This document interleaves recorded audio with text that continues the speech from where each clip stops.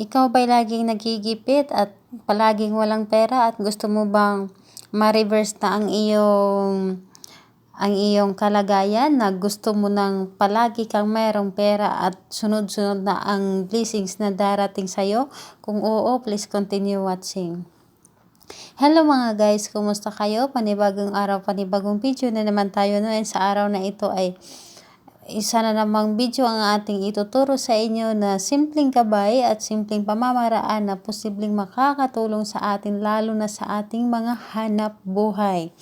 And ayun na nga, bago ang lahat, gusto ko lang mag-disclaimer no sa mga taong hindi naniniwala o hindi gusto sa video ganito. Please skip this video and maghanap kayo ng videos na gustong-gusto nyo no. Dahil ang video ito is para lamang sa mga taong naniniwala and gusto mag-try. And ayun na nga, ikaw ba'y laging nagigipit at gusto mo nang sawang-sawa ka na sa iyong buhay dahil wala ka lang pera at laging sunod-sunod ang problema na darating sa iyo? Gusto mo bang ma-reverse yan na ngayon ay swerte na ang darating sa iyo at hindi na problema? Gagawa natin na yan ang solusyon, lalo na sa ating mga masisipag dyan o mga positibong pag-iisip o positibo sa buhay na gustong maiahon sa kahirapan ang sarili o ang pamilya, o gustong umangat ang sa trabaho, o gusto mo bang dumami ang iyong customer lalo na sa iyong negosyo o maging swertihin sa iyong trabaho. Ayun na nga, ito ay simpleng pamamaraan lang o gabay lang at hindi ko ito itinuturo sa inyo na gagawa tayo ng pampaswerte na para sa ating na magkapera tayo. Kailangan isabayan din natin ito ng sipag no. Kailangan may sipag tayo dahil hindi tayo gagawa nito at nakaupo lang. Kailangan kapag gagawa tayo ng pampaswerte, isabayan natin ito ng pagsisipag dahil wala naman itong kapag baka sabihin nyo, uupo na lang ako dahil gumagawa na ako ng pampaswerte, maghintay na lang ako ng blessings. Hindi po ganyan. Kailangan isasabay natin ang ating sipag dahil sa ganitong pamamaraan ay iba't ibang klaseng pamamaraan na swerte ang dadaloy sa iyo o darating sa iyo na hindi mo inaasahan. And ayun na nga, ano ba ang dapat nating gawin? Ang ating dahon ng laurel at bawang, meron lang tayong 3 bawang at dahon ng laurel. Isa dito sa harapan ng laurel, isulatan natin ito ng amount ng gustong-gusto natin na hilingin no. Isulat ninyo ang amount na gusto nyong dumating ngayong week or ngayong buwan, kahit ilan.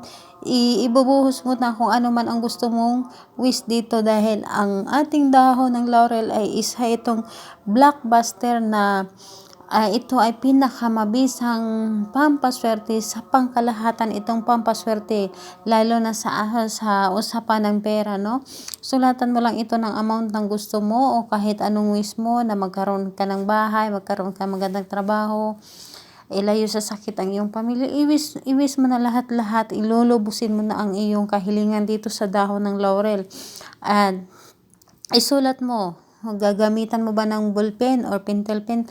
Sulatan mo ito, and pagkatapos sa likod, sulatan mo ito ng salamat. Kumbaga, kiniklaim mo na sa iyong sarili na nakakatanggap ka na ng blessings no.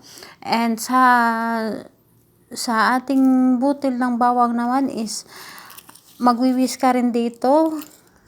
Ilagay mo ito sa iyong palad at magwiwis ka na sa pamamagitan nito is tulungan ka na ang matutupad yung gusto mo, na magkaroon ka ng ganito, ganyan o kahit anong kahilingan mo.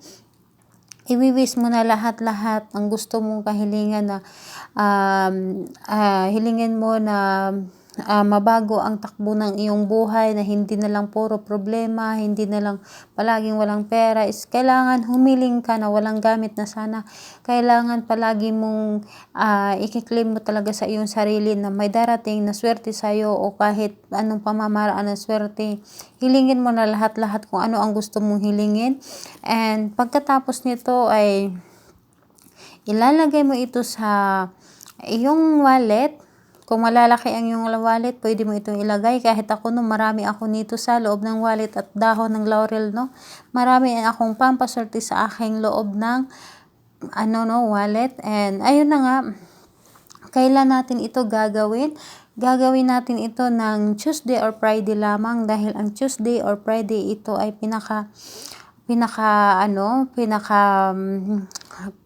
malakas ang enerhiya ng ating mga kapag gagawa tayo ng ganito, no. Umaga lang natin ito gagawin. And ayun na nga, sa ating dahon ng laurel, sa mga niwi-wish ninyo, kapag gagawa kayo nito, basta't galing talaga sa inyong puso, is kayo mismo ang makakaramdam sa inyong sarili na unti-unting nababago ang takbo ng inyong buhay, no. And kayo ang makakaranas nito basta't may lubos ka lang paniniwala sa inyong ginagawa. Dahil kapag lubos ang inyong paniniwala, is napakabilis itong matupad, no. Pero kapag matutupad rin naman ito kapag kahit na hindi lubos ang iyong paniniwala. Yun nga lang is mabagal. Kailangan talaga igaling talaga sa ating puso para mas mabilis itong tumalam sa atin. And ayun na nga guys, ilagay mo ito sa iyong wallet. Lagay mo ito sa inyong wallet, at saka itong dahon ng laurel. Ito ay napakabisang pampaswerte guys, and hindi kayo magsisisi, and hindi ako mapapahiya sa inyo, no. And yun lamang. Kung may katanungan kayo, request, suggestion, i-comment nyo na lang sa baba para magawa natin ng or ma-replyan ko kayo. And don't forget to subscribe to my channel, and good luck everyone. Bye bye.